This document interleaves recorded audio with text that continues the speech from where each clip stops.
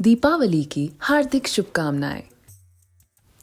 प्रकाश का पर्व दीपावली भारतीय संस्कृति की कालातीत निरंतरता का प्रतीक है। 5 दिनों तक चलने वाला यह पर्व सतयुग, त्रेता और द्वापर युग की घटनाओं से प्रेरित है। धनतेरस शरीर माध्यम खलु धर्म साधनम के महात्म्य को चरितार्थ करते हुए दीपावली महोत्सव का आरंभ आयुर्वेद के प्रवर्तक आदि चिकित्सक भगवान धन्वंतरी के प्रादुर्भाव दिवस से होता है। मान्यता है कि सतयुग में समुद्र मंथन के फलस्वरूप भगवान धन्वंतरी चिकित्सा शास्त्र और अमृत कलश के साथ इसी दिन अवतरित हुए थे।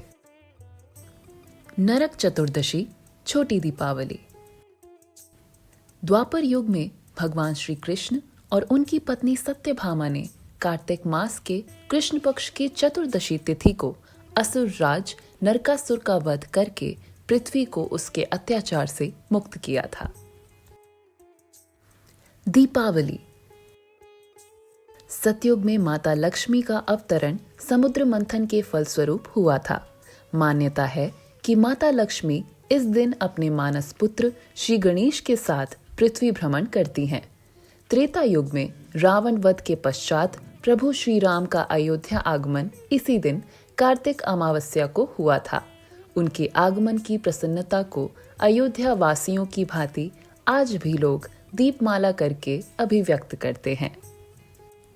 गोवर्धन पूजा द्वापर युग में इंद्र के अभिमान को चूर करने एवं गोकुल वासियों की वर्षा से रक्षा हेतु भगवान श्री कृष्ण ने गोवर्धन पर्वत को अपनी कनिष्ठा पर उठा लिया था।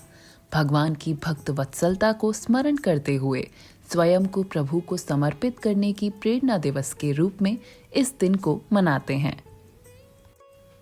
भाई दूज कहा जाता है कि मृत्यु के देवता यम की बहन यमी चाहती थी कि उनके भाई उनके घर आएं, परंतु व्यस्तता के कारण यम उनसे मिलने नहीं जा पाते थे।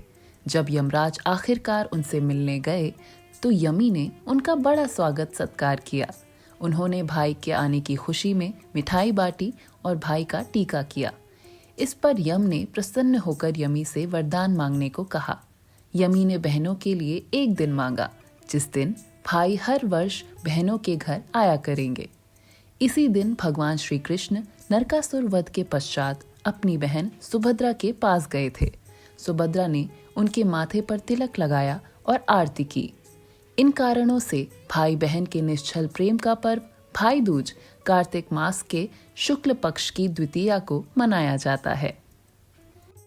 भारत की चेतना उसकी संस्कृति है। अभय होकर इस संस्कृति का प्रचार करो। स्वामी विवेकानंद।